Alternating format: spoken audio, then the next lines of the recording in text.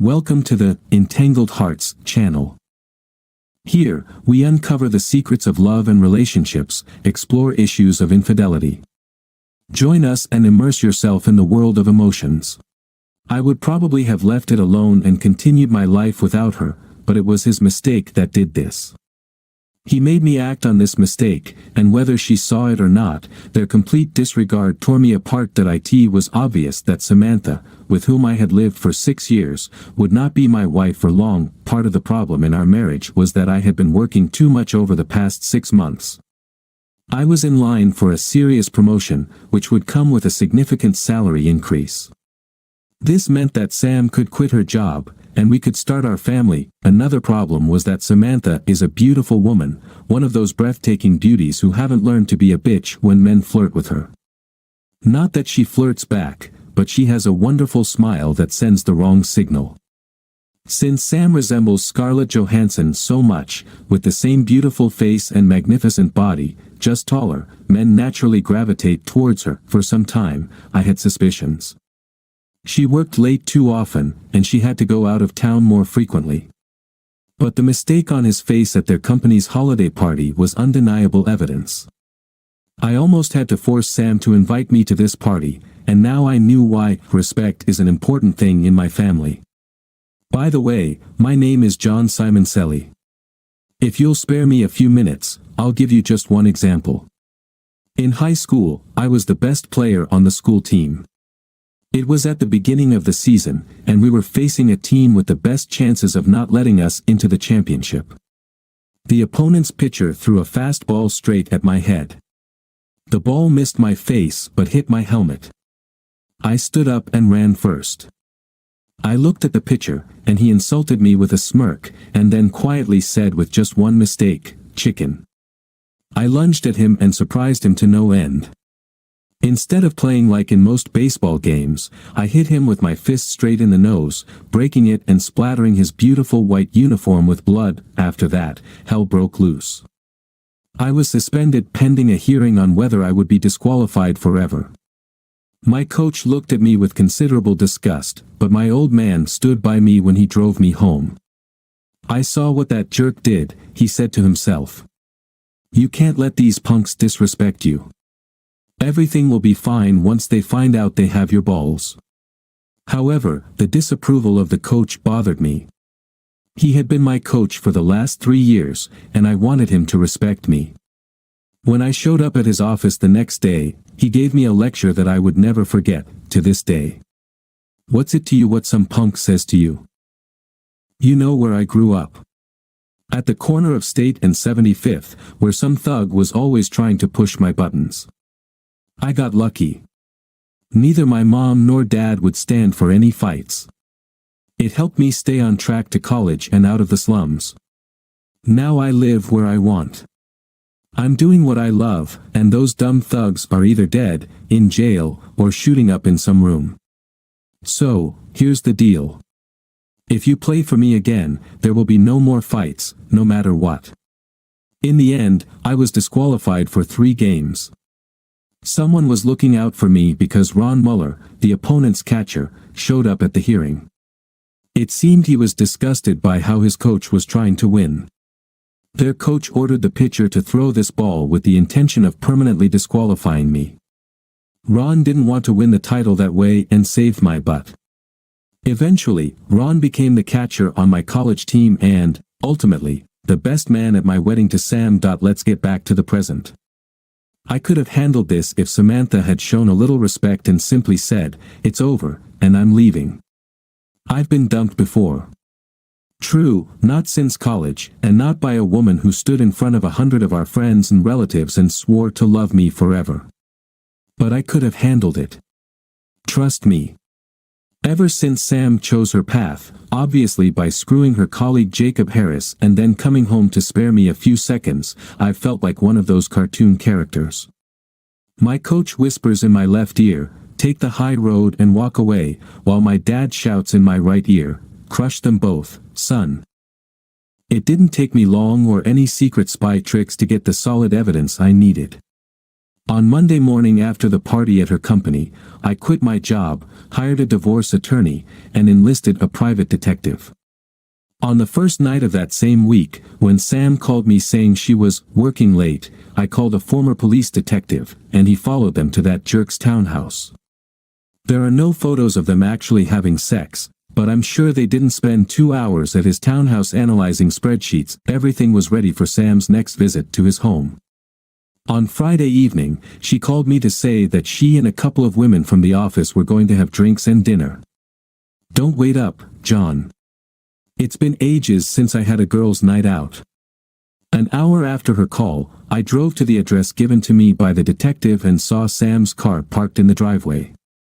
I knocked on the door and was surprised when he opened it, wearing a robe with the same smirk. Don't sweat it, John. I have a black belt in karate. I'm not here to cause trouble, Jacob.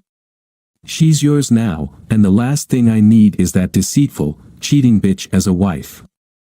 Tell Sam to come to the door so I can deliver these papers. I showed him an envelope of thick paper. Sam, come down the stairs. There's no need to hide. Sam descended the stairs in a robe, just like the jerk. I almost smiled. Sam, here are the divorce papers.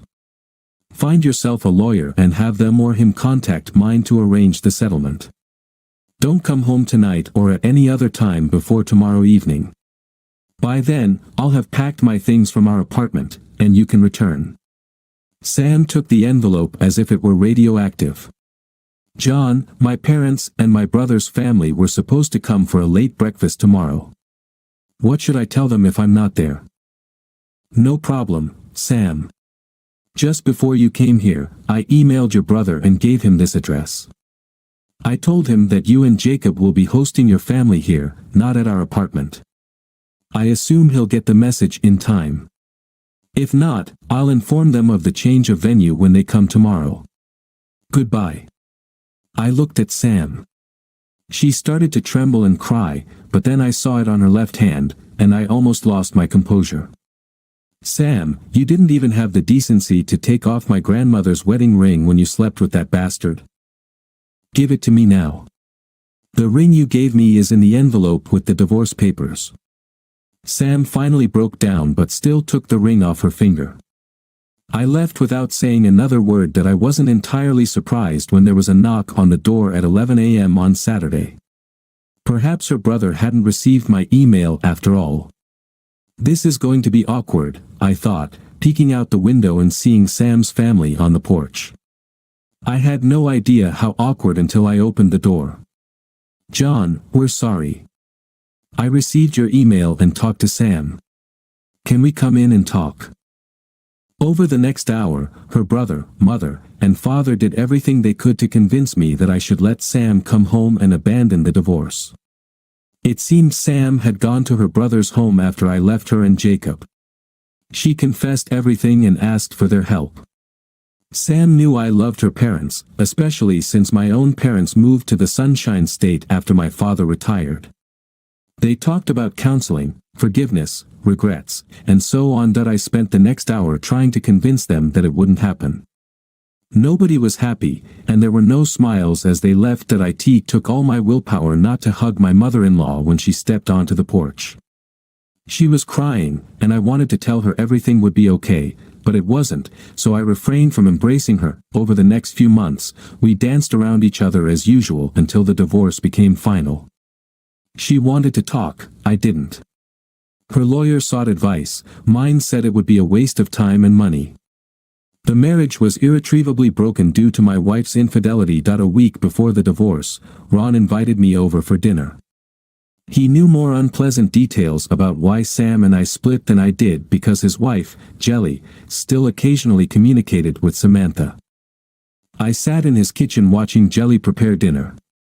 Jelly, as we all called her, was 7 months pregnant and positively glowing.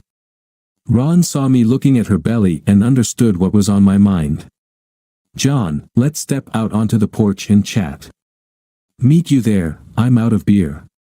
I headed to the fridge and, on the way, hugged Jelly around the waist. He adores you, Jelly. Never let him down. Why should I bother, John? I love this man, and soon we'll have a little boy. I'm not crazy. That's what I would have said about Samantha a year ago. Look at us now, 6 days after the divorce. Sam got herself a foolish John. I'm nowhere near as stupid. Ron won't try to talk me out of this, will he? Go there and hear what he has to say. I'll tell you what I tell Sam every time she calls. I'll support both of you in any way I can, except for expressing my opinion to either of you about what you should do. I kissed Jelly on the cheek and stepped outside. I handed Ron one of the beer cans and waited. John, Sam wants to meet with you and talk before the divorce is finalized. She called me and asked me to invite you. That's not surprising. I've thought about it a bit because she's asked before. Why should I give her the satisfaction of her remorse? All it'll do is soothe her, and I'm not going to give her that. I wouldn't either, John. But let me ask you. Do you have any unresolved questions she can answer for you? If so, lay it on her. Get your questions answered first, then do whatever you want. Leave, stay, listen to whatever. What he said made sense. So you didn't call me here to give her another chance? No, John. I only want the best for you. If that means divorce, then I'm with you. I met Sam the evening before our court hearing at a small cafe. We asked for a table in a quiet corner. Thank you for meeting with me, John, Sam said, looking like she was about to burst into tears. It took all my willpower not to think about her little hands that I didn't give her a chance to start the discussion. Sam, I know you have something to say to me, but first, I have a couple of questions. The waiter chose that moment to take our drink orders and start talking about the chef's signature dishes.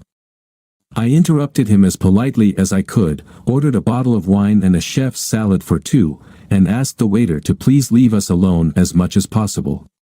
He understood. Sam, my first question is, why? I thought we had something special. We were special, John, but the reasons for my actions, it's all old cliches. We were together and exclusive for 7 years. I was tempted by a cute guy at work who complimented me at every opportunity. You spent more and more time thinking about work or being on it. That's unfair, Sam. You know I spent hours just to get that promotion. You wanted to be a stay-at-home mom, and I tried to make that possible. I know that, John. I knew it back then too. But at that time, I was a selfish bitch and wanted it all. Right now, I can't believe how badly I messed up. We had less than a year left before our kids were born. I even had names picked out. Tears streamed from her eyes, and I still resisted, not holding her hands. Okay. I promised myself I wouldn't ask, but I need to know. Was he so much better in bed than me? Sam surprised me. She started laughing through her tears. No, no, no. He wasn't even close to being good in bed. I never had to fake it with you. Sam didn't notice as the waiter approached her from behind when she said this, and when he served the wine, he seized the moment to look at my knees and grinned as he walked away. Sam blushed beet red, and we laughed together for the first time in 6 months that we finished our salads and wine. Sam spent time trying to get me to accept her apologies, but I wouldn't give in. I told her I might someday, but it was too harsh and too soon. As we got up to leave, Sam dropped one last bomb on me. This is another reason for my actions. John, sometimes you can be as cold as ice. Our marriage will be over tomorrow, and you're like a statue. No tears, no screams. I cry myself to sleep every night. Did you really ever love me? Sam, I loved you more than you can imagine. But first, let's clarify a couple of things. Several times tonight, you mentioned your actions, let's call it what it was, you cheated on me, Sam. You slept with another man when you should have been faithful, betraying everyone else. Secondly, whether I go home tonight and get drunk or cry, that's my business. Most likely, after our divorce tomorrow, you and the asshole will become a couple. He has already shown what he thinks of me by sleeping with my wife, ruining my marriage and laughing at me the whole time. If I cry now or tell you about my bad nights, you'll surely tell him someday. Then that arrogant jerk will laugh at my expense again. Don't push me, Sam. You don't want to see the demon lurking beneath the surface. The next day, I didn't go to court. My lawyer took care of it. It was a modern divorce, without fault, with a fair division of assets. That day, the marriage had just fallen apart. Months passed after the divorce. I used that time to plan. I did get a promotion at work and a significant raise, but I had no one and nothing to spend it on. I probably spent too much time reading porn stories after Ron told me about it one evening over drinks. Ron told me about the ins and outs of the category, loving wives, and said there were hundreds of stories where the abandoned husband avenges his ex-wife and her lover. I read the stories, took notes, and evaluated my favorite methods of revenge. Ideas that would land me in jail were rated quite low. Psychological terror was rated quite high. The rating changed after one day when I had the misfortune of encountering Jacob. At that time, I didn't know it, but after our divorce, Jacob and Sam started dating again and were now engaged. Jacob made it clear to me that he won, I lost. Sam was fantastic in bed, he couldn't get enough, and apparently there was something wrong with me since he got her into bed so easily when we were married. Was I a coward for turning and walking away? I wasn't afraid of Mr. Black Belt, but I had just spent 2 years busting my ass to get this promotion, and any physical altercation would have screwed that half of my life over. This guy already messed up my personal life. Will he find satisfaction in ruining my work life too? I walked away. My method of payback hit me like a thunderbolt out of the blue. It's a funny trait of some guys. They can't resist and dip their pen in the company inkwell. Jacob wasn't an exception. Sam wasn't the first woman from their company he dated. Once, Helen Smith, a woman I met at one of the corporate parties, called me. She wanted to meet me for dinner, her treat. Things were getting serious between Jacob and Helen, or so she thought, when he suddenly started treating her like a plague. Jacob dumped Helen when he decided to pursue my wife.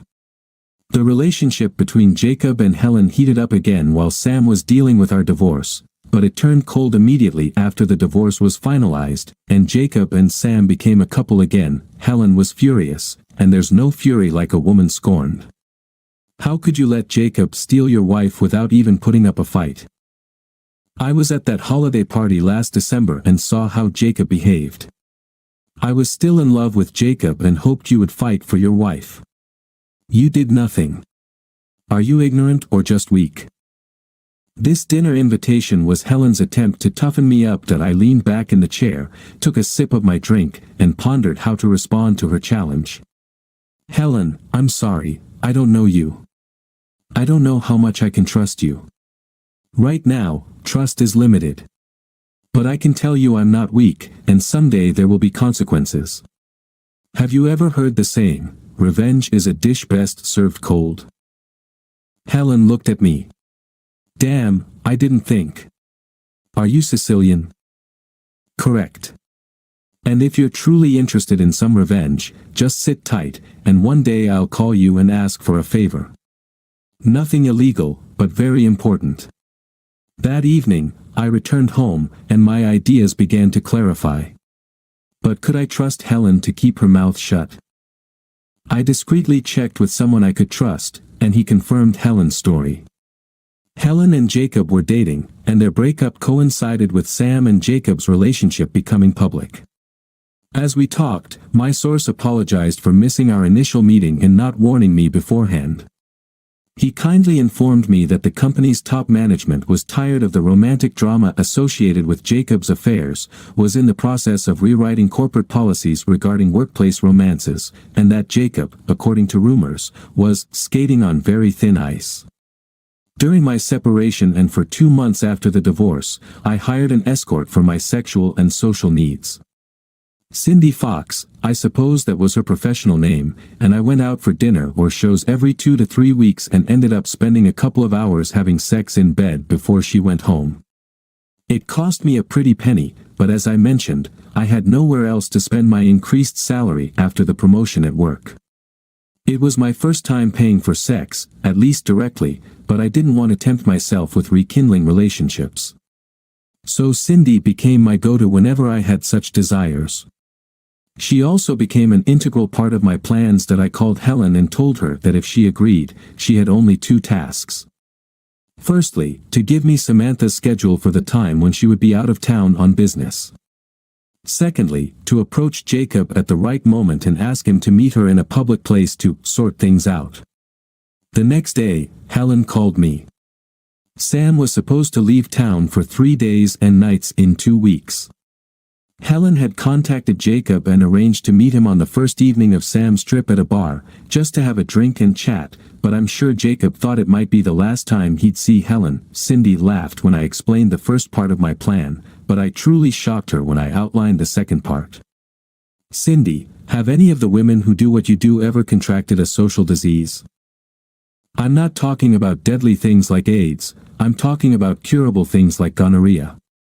Of course, it happens, but rarely. Most girls insist on condoms.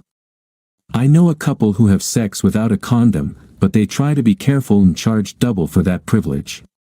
There were a couple of girls who had to get treated. Could you do me a favor, please? Let me know when one of the girls has something extra. I'll pay her for sex without the rubber, and I'll pay you the same as for your search. Are you kidding me? You want to give this guy something? Nothing deadly, just something to ruin his wedding night. Everything was set for part 1. Cindy told me the details later that evening. She was sitting in the bar, sipping her cocktail, when Jacob walked in and sat down next to her. They exchanged smiles, and Jacob ordered a scotch. Cindy was dressed in a regular business suit and looked very professional, not that professional. Jacob's mobile phone rang almost immediately. Of course, Helen, I understand. I hope your mom gets better. Jacob hung up and immediately turned to Cindy. Hi, I just got dumped because my girlfriend's mom got sick. Can I buy you another? Cindy grinned broadly at Jacob. Sure, I can handle 2, but don't try to get me drunk. I've been on the road for 2 weeks, and in that time, I haven't seen my husband. A girl starts to get lonely. Cindy flashed the engagement ring I bought at a pawn shop for just such an occasion. It was like waving a red cape in front of a bull. Jacob took the bait. My name is Jacob, nice to meet you. Anne. They drank and chatted for about half an hour. Cindy actually had a third glass and tried her best to appear a little tipsy. Before she finished the third, Jacob was trying hard to seduce her. Light touches on her hand and leg, charming conversation with enough sexual innuendo to try to warm her up. Cindy told me it was hard not to laugh at all the effort he was putting into this, considering she was getting paid. Finally, she got tired of the seduction. She finished her cocktail and invited him up to her room. Jacob and Cindy had sex twice in her room. Of course, Jacob didn't know that the whole event was being photographed. Cindy kicked him out, saying she needed to compose herself and get some sleep, but not before getting his mobile number. Then we looked at the photos on my laptop. I promised that any pictures where she could be recognized would be deleted before the camera or memory card left the room. Even after deleting half of the photos, we're left with dozens that show Jacob sleeping with this stranger. The wedding was still a month away, and I hoped we'd be lucky by the end of the month. 2 weeks later, Cindy called me with news. One of the girls has gonorrhea. I found out because she asked me and another girl to cover for her while she takes her medication. Did you tell her about my request? In brief. She's willing to talk, but bear in mind she's a professional and will probably charge you double because she thinks it'll be hard for you to find a replacement. What about your rate, is it changing? No, I suppose we made a deal, and you always take good care of me. And it's true, because I always left her extra tips that so Cindy and I met with this young lady, she insists on not being named, and worked out the details for the second part. It will cost me a few thousand, but it's worth it. Cindy calls Jacob the next day. Hi, Jacob, darling, it's Ann from the hotel, remember me? How could I forget? Are you in town? Yes, I thought, are you ready for the sex of your life? Pretty confident. We had a lot of fun that night, but what are you willing to do to make it the sex of my life? I'm here, at the hotel, with a colleague. She's wild, and after what I told her, she thought you could handle both of us tonight. Can you handle it? Of course, Jacob's self-esteem made him believe that two women would want to him. I just need to make a quick call, and I'll be in the lobby. Not in the lobby. Just come up to room 449. We'll be here. Bring some chilled vodka. When Jacob arrived at room 449, our mysterious girl was there, but Cindy was not. Where's Ann? He asked. Ann got a call from home. Her son got sick, and she went back to her room, introducing her husband to the schedule. She said he's dealing with a sick child for the first time. But you and I can start, and they did. Cindy never showed up, but our mysterious girl did everything she could to make Jacob forget about the threesome. After he left at 10, she met us at the local cafe and collected the remainder that I owed her. I admit, I felt like shit doing that to the guy, but he's such an asshole that by the time he left, I was almost feeling better. She took the envelope and walked out the door. Cindy looked at me and shrugged. I told you she's a pro. You paid me for the night. Want to go to your place? I wanted to, and we went. That I waited a week after the wedding and finished my project. Both Sam and her company received envelopes in the mail with fake return addresses. Each envelope contained a brief letter and a set of photographs. The letter to Sam read, Dear Mrs. Harris, I regret to inform you of some bad news, but it seems your husband and my wife were involved while she was in your town. A private investigator hired to gather evidence provided me with these photographs. I included only those showing his face so you have no doubts it's him. I wasn't planning on telling you, except that I just received a message from my doctor that she infected me with a social disease.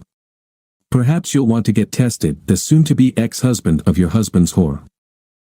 The letter to the CEO read, Dear Sir, just thought you should know the kind of person working in your company.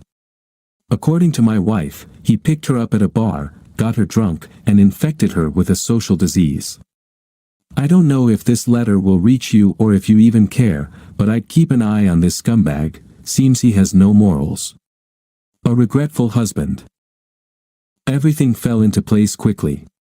Sam's family ended the marriage, Jacob was fired, and there are rumors they both got treated. It's handy to have a friend in the county health department. I was largely busy getting my life together. Sometimes, I envisioned potential scenarios.